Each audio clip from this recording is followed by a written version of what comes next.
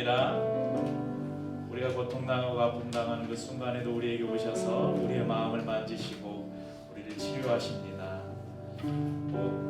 오늘 예배에 나오시면서 여러분 안에 마음 안에 아픔과 상처를 가지고 나오셨다면 오늘 우리의 마음을 만지시는 그분께 여러분의 마음을 정직하게 쏟아 놓으십시오.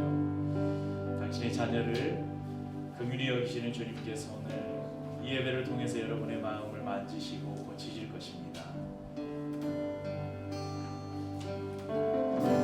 주님과 같이 내 마음 만지는 분은 없네. 오랜 세월 찾아다녔네. 내게 주밖에 없네. 주님과 같이 내 마음 만지는 분은 없네. 오랜 세월 찾아 나갔네. 내겐 주밖에 없네. 주님이 강같이 손길 치료하네.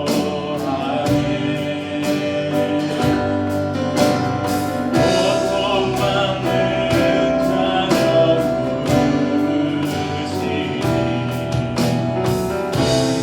주밖에 없네.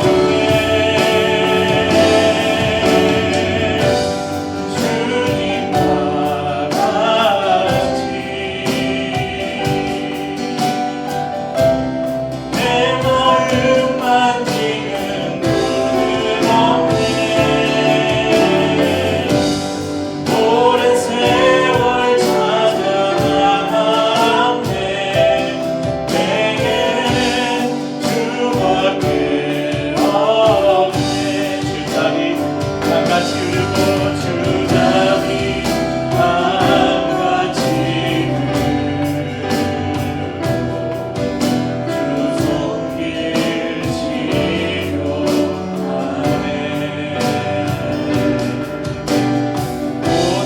고통받는 자녀 부르시네.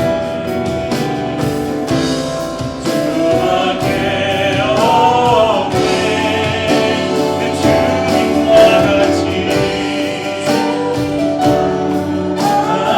같이 내 마음 만지는 분은 없네. 오랜 세월 찾아 나갔네. 내겐 주밖에 없네. 주님과 같이 내 마음 만지는 분은 없네. 오랜 세월 찾아 나갔네. 내겐 주밖에 없네. 내겐 주밖에 없네.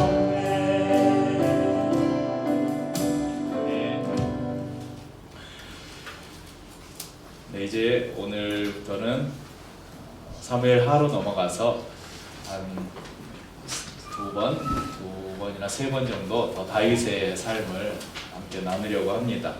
오늘은 슬픔을 마주하는 방법이라는 제목으로 오늘 슬픔 앞에 선 다윗이 어떤 모습을 보여줬는지 그 모습을 통해서 우리도 슬픔을 마주할 때 어떻게 이것을 극복해야 될지를 말씀을 통해서 함께 나누려고 합니다.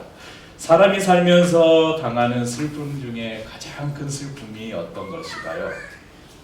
한번 생각해 보십시오. 잠시. 여러분, 인간이 살아가면서 겪는 많은 슬픔 중에 가장 큰 슬픔,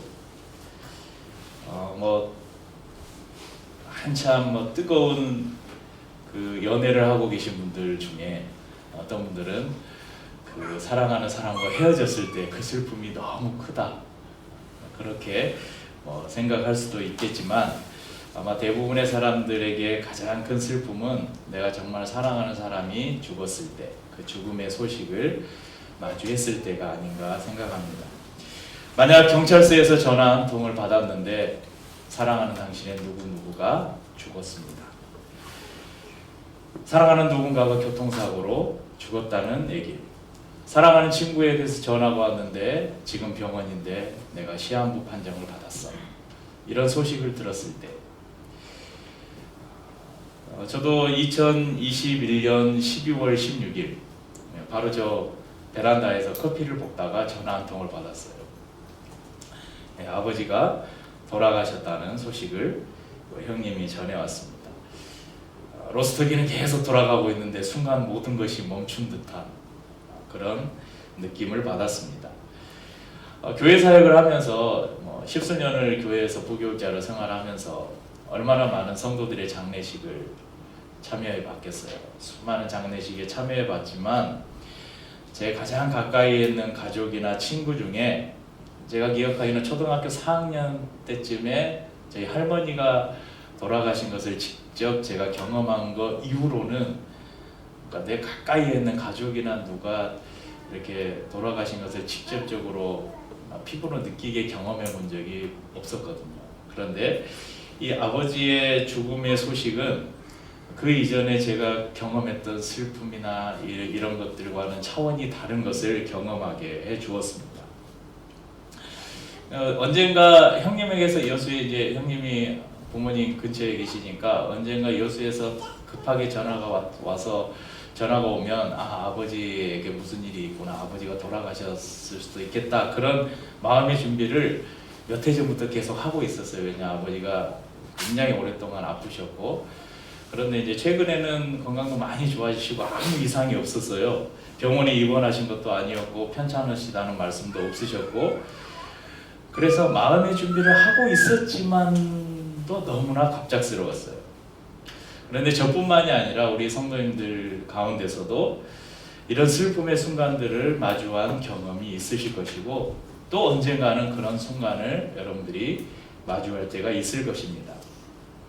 오늘 사무엘하 1장에서도 비슷한 상황이 하나 나옵니다. 한 사람이 다윗을 찾아왔습니다. 이 사람은 경찰도 아니고 친구도 아니고 가족도 아니고 남모르는 이방인 아말렉 사람이었습니다. 옷은 다 찢어지고 머리는 흙투성이로 다윗 앞에 섰습니다. 1장 4절 보면 사흘째 되는 날에 한 사람이 사울의 진영에서 나왔는데 그의 옷은 찢어졌고 머리에는 흙이 있더라.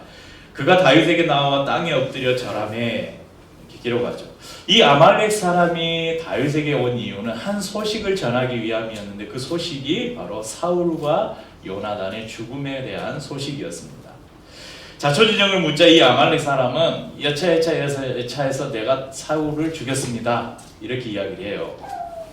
하지만 이 사무엘 상으로 이렇게 한 장 넘어가서 바로 앞에 있는 사무엘상 31장에 보면 이 사울과 요나단이 어떻게 죽었는지 잘 기록이 되어 있습니다. 전쟁 중에 사울은 활을 맞았고, 그래서 내가 활을 맞아서 부상을 당했는데 내가 적군들에게 그렇게 모욕적으로 죽을 수 없다. 그래서 자기 옆에 이제 시종이죠. 자기 무기를 든 사람에게 너가 나를 찔러서 나를 죽여라. 내가 어떻게 저 이방 사람들의 손에 죽겠냐. 그러니까 이 옆에 있는 사람은 어떻게 자기의 주군을 죽일 수가 있겠어요. 그래서 사울이 자기 칼에 엎드려져서 하면 자살한 거죠. 이제 전쟁에서 전사한 거나 마찬가지죠. 그래서 옆에 칼을 들고 있던 사람도 같이 죽었다고 기록이 되어 있고, 요나단은 이 블레셋 사람들에게 죽임을 당했다고 사무엘상 31장에 보면 그렇게 기록이 되어 있습니다. 31장, 사무엘상 31장 2절에 보면요, 블레셋 사람들이 사울과 그의 아들들을 추격하여 사울의 아들 요나단과 아비나답과 말기수아를 죽이니라. 그리고 31장 3절 6절에 보면 제가 방금 설명을 드린 그 사울의 죽음의 이야기가 기록이 되어 있습니다. 여러분, 이스라엘의 왕이 죽었어요. 하나님께서 기름 부어 세우신 이스라엘의 왕이 죽었습니다. 그런 이스라엘의 왕이기도 하지만 다윗에게 개인적으로는 누구예요? 자기의 장인어른이에요. 자기의 가족입니다. 여러분, 다윗에게 요나단은 또 어떻습니까? 요나단은 다윗에게 있어서 가장 가까운 벗이었고 다윗의 목숨을 사울의 손에서 지켜주고 다윗의 가족을 돌봐준 사람이었습니다. 저희가 읽은 본문에서 조금 더 내려가면 두 사람을 추모하는 시를 다윗이 지어서 부르면서 이렇게 요나단에 향해서 이렇게 표현합니다. 1장 26절인데요. 내 형 요나단이여, 내가 그대를 애통함은 그대는 내게 심히 아름다움이라. 그대가 나를 사랑함이 기이하여 여인의 사랑보다 더하였도다. 뭔가 사랑 고백 같지 않으세요? 그러니까 남녀가 사랑하는 그 사랑보다 더 요나단이 다윗을 향한 마음, 그리고 다윗이 요나단을 향한 마음이 기뻤다는 것입니다. 성경의 다른 부분에 보면 다윗은 그렇게 표현해요. 두 사람의 마음이 하나로 연결되었다고. 그러니까 다윗과 요나단은 한마디로 하나 같은 그런 존재였다는 것입니다.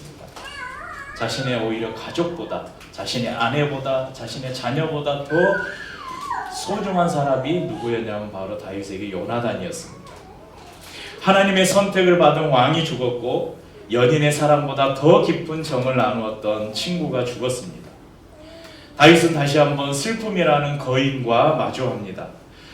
다윗뿐만 아니라 저와 우리 성도님들도 언제나 이런 거인과 마주할 수 있습니다. 병실에서 혹은 산산이 부서진 자동차를 바라보면서 혹은 전쟁터에서 그런 감정에 우리가 마주할 수 있습니다. 많은 사람들이 이런 슬픔이라는 거인과 마주하면 그 슬픔을 피해서 달아나려고 합니다. 하나님을 믿는 사람들조차도 하나님 왜 나에게 이런 일이 벌어졌습니까? 왜 나에게 이런 슬픔을 주십니까? 이렇게 하나님을 향해서 원망의 화살을 그렇게 쏘아댑니다. 죽음은 이루 말할 수 없는 상처를 남기고 수많은 질문을 우리에게 던집니다.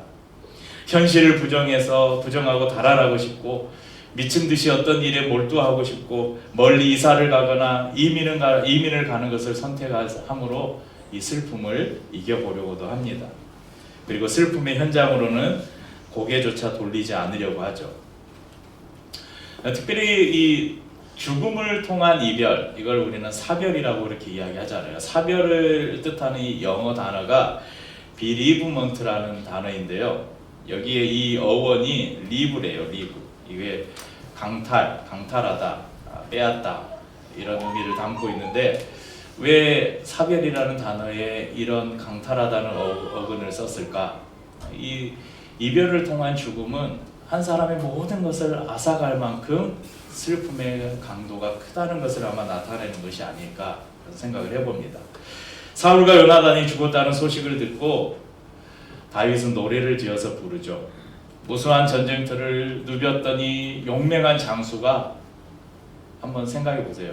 이 칼을 잡고 활을 잡았던 온 손에 이 굳은 살이 박힌 이 손에 수염이 이른 그 얼굴을 파묻고 지금 눈물을 흘리고 있습니다. 저희가 읽은 본문에 뭐라고 표현합니까? 이에 다윗이 자기 옷을 잡아 찢음에 함께 있는 모든 사람도 그리하고 사울과 그의 아들 요나단과 여호와의 백성과 이스라엘 족속이 칼의 죽음으로 말미암아 저녁 때까지 슬퍼하여 울며 금식하니라. 옷을 찢는다는 표현은 성경에 옷을 찢는다는 표현은 극심한 슬픔을 도저히 참을 수 없을 때 자기의 옷을 찢는 그런 방식을 통해서 자기의 슬픔을 표현합니다. 그러니까 다윗이 슬픔이 얼마나 컸는가를 오늘 우리에게 보여주고 있죠. 다윗과 그와 함께한 사람들은 옷을 찢고 땅을 치며 아픔을 쏟아냅니다. 여러분, 슬픔을 만났다면 우리도 그렇게 해야 합니다. 마음의 상처를 씻어내야 합니다. 눈물이 나면 그 눈물이 강을 이룰 때까지라도 우리는 눈물을 흘려야 합니다. 그럼 성경의 많은 곳에서 우리에게 기쁨을 이야기하죠. 기뻐하라. 항상 기뻐하라. 기뻐하라. 여호와를 기뻐하는 것이 너희의 힘이다. 기쁨을 말하지만 또 반면에 슬픔을 말하기도 합니다. 특별히 예수님도 우리에게 그런 모습을 많이 보여주셨는데요. 예수님은 자기가 사랑하는 건 나사로가 죽었을 때 그 무덤 앞에 가셔서 눈물을 흘리셨어요. 여러분, 나사로를 살릴 능력이 예수님께 있었잖아요. 그리고 조금 있다가 나사로를 예수님이 살리셨어요. 그런데 예수님은 그 무덤 앞에서 눈물을 흘리셨습니다. 왜냐하면 예수님은 죽음이라는 것의 비참함을 알고 계셨어요. 또한 예수님도 우리와 똑같이 사랑하는 누군가의 죽음 앞에서 아파하시고 슬퍼하시는 분이라는 것을 우리에게 보여주시기 위함이었습니다. 마이어라는 목사님이 이런 글을 썼습니다. 좀 글씨가 작아서 잘 보이실지 모르겠는데, 예수님은 우셨다. 베드로도 울었다. 에베소 교인들은 다시는 그의 얼굴을 볼 수 없을 것이라는 생각에 사도 바울의 목을 껴안고 눈물을 흘렸다. 슬픔에 잠긴 이들 곁에는 그리스도가 계신다. 울어라 얘들아, 얼마든지 애통해 하거라. 나도 울지 않았느냐라고 말씀하신다. 눈물은 먹구름에서 쏟아지는 맹렬한 소나기처럼 뜨거워진 머리를 식혀준다. 눈물은 참을 수 없는 고뇌를 풀어준다. 하천 제방이 중간에 터지면 댐에 가해지는 홍수의 압력이 줄어드는 것과 마찬가지이다. 하나님이 가장 아름다운 무지개를 빚어내는 재료, 그게 바로 눈물이다. 여러분, 예수님이 얼마나 우셨는지, 다윗이 얼마나 눈물을 흘렸는지 우리가 알 수는 없지만, 예수님도 다윗도 충분히 슬픔 앞에서 애통했는지 우리가 알 수 있습니다. 이집트인들은 사랑하는 사람이 죽으면 6달 동안 검은 옷을 입었고, 전통적인 유대인들은 부모의 상을 당하면 11달 동안 매일 기도를 드렸다고 합니다. 현대사회는 너도 나도 너무나 빨리 슬픔을 떨쳐버리려고 발버둥을 칩니다. 세월호 이 참사가 일어났을 때 몇 년이 지나지 않아 사람들의 입에서 오르내리는 말이 무엇입니까? 아직도 세월호냐? 아직도 저러고 있냐? 여러분, 작년 10월에 이태원 그 압사 참사가 일어났지 않습니까? 3개월 정도밖에 안 지났어요. 그런데 지금도 이제 참사의 진상을 규명하고 책임자를 처벌해 달라는, 그리고 안전장치를 만들어 달라는 유족들의 소리에 사람들은 이제 좀 그만해라, 그렇게 이야기합니다. 하지만 슬픔을 치유하는 데는 시간이 필요합니다. 너무 급하게 그리고 억지로 슬픔을 피하게 되면 그 슬픔은 우리의 가슴 속에 상처로 남아서 언제 어느 순간 다시 거인의 모습으로 우리 앞에 다가와서 우리의 삶을 망가뜨리고 우리를 넘어뜨릴 수도 있습니다. 사랑하는 이의 죽음 앞에서 혹 하나님이 원망스럽다면 하나님을 향해서 탄식하셔도 됩니다. 그럼 다윗의 위대함이 바로 여기에 있습니다. 17절 이하에 보면 다윗은 하나님을 향해서 자신의 슬픔을 숭고한 시로 표현을 합니다. 다윗은 온 이스라엘에게 애도를 명령합니다. 개인의 슬픔을 공동체로 확장시킵니다. 죽음을 있는 그대로 받아들이고 그것을 피하지 않았습니다.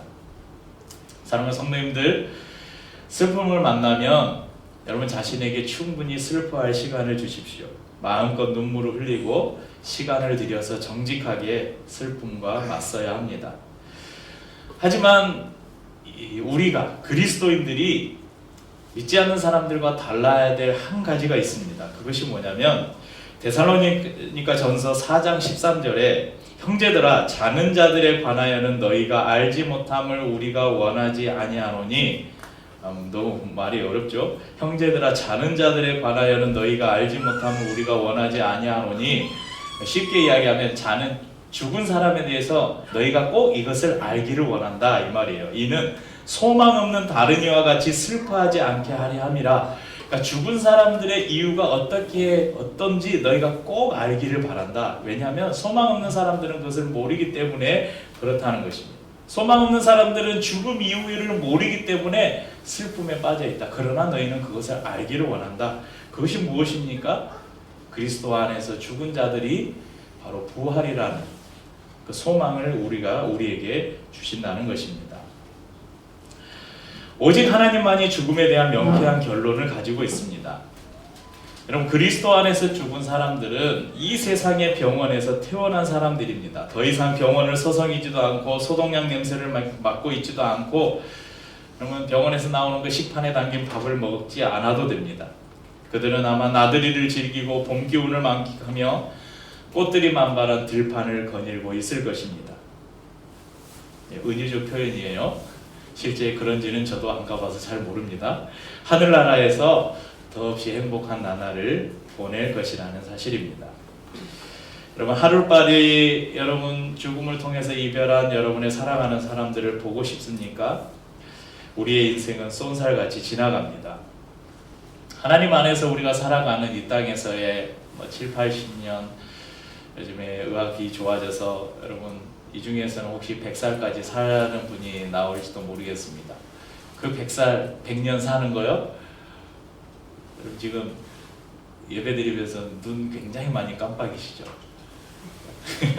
하나님의 이 시간 안에서 우리가 이 땅에 살아가는 100년이라는 시간은요, 눈 한번 깜빡여 보세요. 이거보다 짧을 수 있다는 거예요. 여러분, 아이들, 우리 주원이 제 유치원 데려다 주면서 다시 못 볼 사람처럼 주원아 잘 가, 꼭 밥 잘 먹고 건강하고 이렇게 저기 애들 데려다 주세요? 안 그러죠? 그럼 아침에 직장을 가거나 학교를 가면서 여러분의 가족과 막 눈물을 흘리면서 막 부둥켜 안고 그렇게 이별을 하십니까? 집 앞에 가족들을 내려주고 나 주차장에 주차하고 올게 하면서 막 아쉬워가지고 막 그러지 않잖아요. 왜 그러죠? 곧 다시 만날 거니까. 다시 만날 것이라는 우리 안에 믿음이 있기 때문에 그렇게 격정적인 이별을 하지 않아요.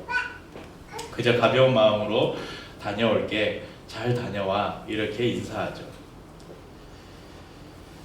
혹 누군가를 떠나보내면서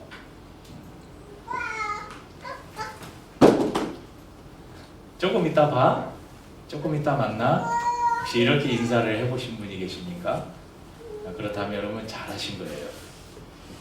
우리는 눈 깜짝할 사이에 다시 만날 것입니다. 우리 가운데는 이런 슬픔을 경험한 사람도 있고,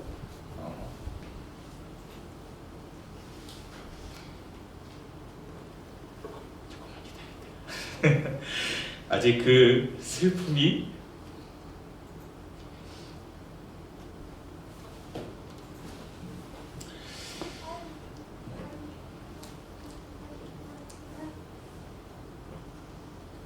슬플 때는 충분히 시간을 주라고 했어요. 그 슬픔이 가시지 않는 사람도 있고, 또 앞으로 그 슬픔을 여러 번 마주하게 될 사람들도 우리 중에 있습니다. 그래서 우리는 슬픔을 마주하는 방법을 배우고 연습해야 합니다. 그래서 이것을 배우고 연습하지 않으면 언젠가 슬픔이 우리를 삼킬 수가 있어요. 자, 먼저 슬픔을 만나면 여러분 충분히 슬퍼하십시오. 그리고 슬픔으로 끝나는 것이 아니라 그 슬픔을 천국에 대한 소망으로 바꾸어야 합니다. 예수님의 고난과 십자가 뒤에는 영광의 부활이 기다리고 있었듯이 우리의 슬픔 뒤에는 소망과 기쁨이 기다리고 있을 것입니다. 예수님의 죽으심과 부활은 죽음으로 인해 슬픔을 마주하는 이들에게 소망을 가능케 해줍니다. 아까 읽었던 데살로니가 전서 4장 13절 그 다음 14절 말씀에는 이렇게 기록합니다. 우리가 예수께서 죽으셨다가 다시 살아나심을 믿을진대 이와 같이 예수 안에서 자는 자들도 하나님이 그와 함께 데리고 오시리라. 그러니까 그리스도 안에서 죽은 자들이 세상에 믿지 않는 자들과 슬픔을 대하는, 죽음을 대하는 방식이 달라야 하는 이유는 바로 그리스도 안에 죽은 자들은 하나님께서 예수 그리스도 안에서 그들을 다시 데리고 오실 것이다. 이것을 믿는 소망을 가지고 있기 때문에 그렇습니다. 예수 그리스도 안에서 죽는 사람은 반드시 그분 안에서 다시 만날 것입니다. 그래서 아직도 예수 그리스도를 알지 못하는 주위에 여러분이 사랑하는 사람들이 있다면 그래서 더 간절한 기도가 우리에게 필요합니다. 여러분, 우리가 같은 죽음을 맞이했는데 다시 만날 것이라는 소망이 우리 가운데 없다면 여러분, 이 슬픔을 이겨내기는 좀처럼 쉽지 않을 것입니다. 그래서 여러분 주위에 아직도 그리스도를 알지 못하는 사람들, 여러분의 사랑하는 사람들이 있다면 그 사람을 사랑하는 만큼 여러분 기도하시고, 여러분 하나님 앞에 그 사람의 구원을 위해서 여러분의 마음을 다해서 기도하고 그 사람을 사랑하십시오. 두 번째로, 슬픔을 당할 때 우리의 슬픔에 함께 아파하고 함께 울어주시는 분이 계심을 여러분 믿으십시오. 이사야서 53장 4절에는 그런 실로 우리의 질고를 지고 우리의 슬픔을 당하였거니라고 기록하고, 이사야서 61장 3절에는 무릇 시온에서 슬퍼하는 자에게 화관을 주어 그 죄를 대신하며 기쁨의 기름으로 그 슬픔을 대신하며 찬송의 옷으로 그 근심을 대신하고 그들이 의의 나무 곧 여호와의 심으신 그 영광을 나타낼 자라 일컬음을 받게 하려 하심이라. 오실 예수 그리스도를 예언한 이사야 선지자의 기록입니다. 그분이 우리에게 오셔서 어떠한 사역을 하실지 말씀하신 말씀입니다. 그분은 우리의 슬픔을 당하셨고 또한 슬퍼하는 이들에게 기쁨을 주시는 분이라고 예언하고 있습니다. 슬픔을 당한 이들 곁에 바로 우리 주님이 계십니다. 여러분, 성자 예수님도 십자가에서 죽으실 때 성부 하나님과 단절되는 그 슬픔을 겪으셨어요. 그래서 예수님이 말씀하시는 거예요. 내가 너희의 슬픔을 다 안다. 알기 때문에 위로하실 수 있는 분이십니다. 여러분, 슬픔은 나누면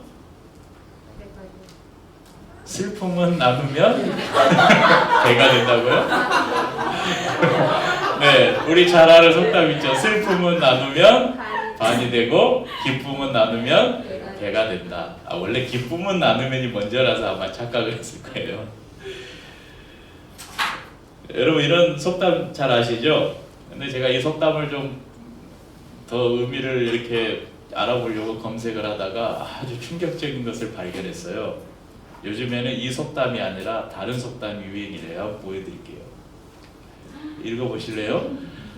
기쁨을 나누니 질투가 되고 슬픔을 나누니 약점이 되다. 그러니까 이게 제가 누가 그냥 한 사람이 한 이야기인지 알고 검색을 해보니까 한 사람이 한 이야기가 아니라 유행처럼 뭐 이것뿐만 아니라 훨씬 더 많아요. 각 개인들이 막 이런 글을 적거나 자기가 메모를 하거나 이런 것들이 검색해 보시면 굉장히 많아요. 기쁨을 나누니까 그 사람이 질투를 하고 슬픔을 나누니까 그 슬픔을 나의 약점으로 잡더라. 그래서 사람들이 마음을 닫아버리는 거예요. 기쁜 일이 있어도 이야기를 하지 않습니다. 마음 아픈 일이 있고 슬픔이 있는데 다른 사람들에게 이야기를 하지 않아요. 너무나 제가 이것을 보면서 너무 충격을 받았고 너무나 슬펐어요. 그런데 가만 생각해 보니까 이런 세상의 가치관이, 이걸 검색해 보니까 몇 년 안 됐어요.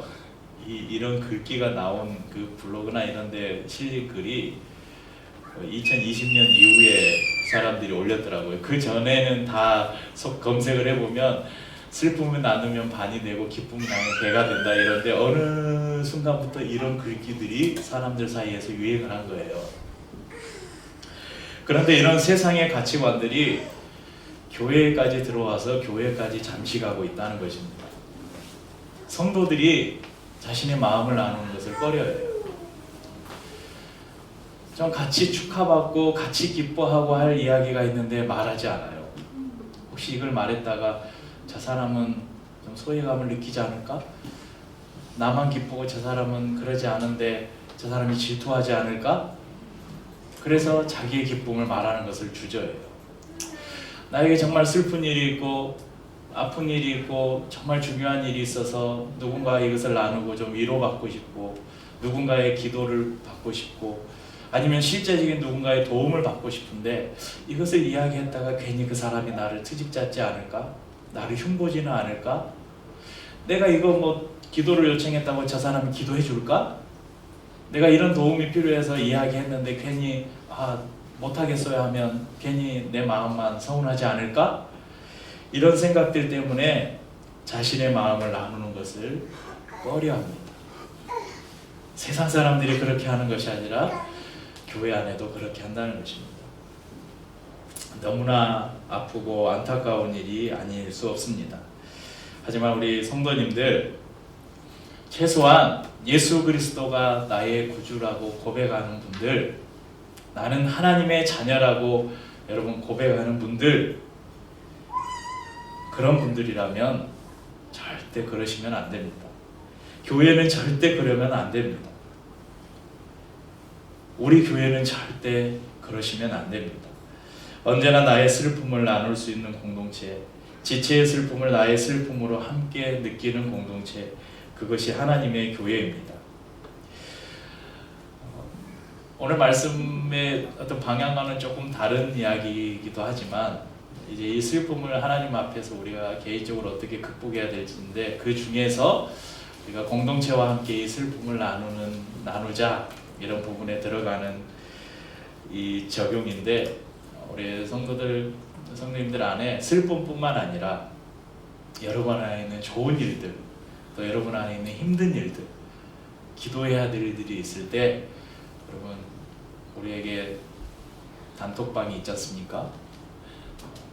카톡교가 있지 않습니까? 카톡교회가 언제든지 실시간으로 소통할 수 있는 여러분 좋은 수단이 우리에게 있지 않습니까? 언제든지 함께 나누시고 서로 기뻐하고 서로 기도하고 또 도울 수 있는 최선을 다해서 서로를 돕는 그런 일들이 우리 교회 안에서 더 많이 생겨났으면 좋겠습니다. 다윗은 사랑하는 이를 떠나보내면서 슬픔 앞에서 그 슬픔을 피하지 않았습니다. 오히려 슬픔을 그대로 받아들이고 충분히 슬퍼합니다. 혼자 감당하지 않고 공동체로 확장시켜서 다른 사람들과 함께 슬퍼합니다. 충분한 애도는 머지않아 소망의 기쁨으로 바뀌게 됩니다.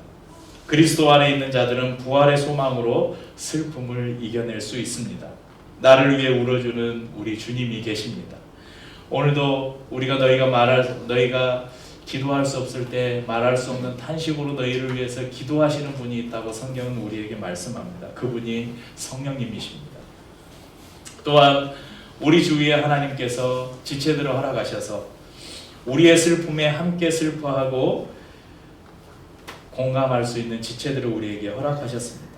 그래서 이 슬픔을 나누면, 여러분 슬픔을 나누면 약점이 되는 게 아니라 슬픔을 나누면 절반이 돼요. 아니, 슬픔을 나누면 어쩌면 이 슬픔이 더 빨리 사라질지 몰라요.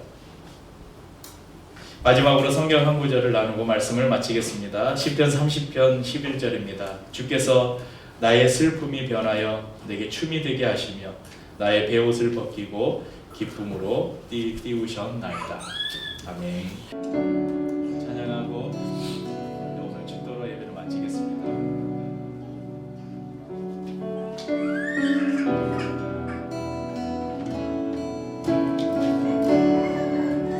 나의 소망 되신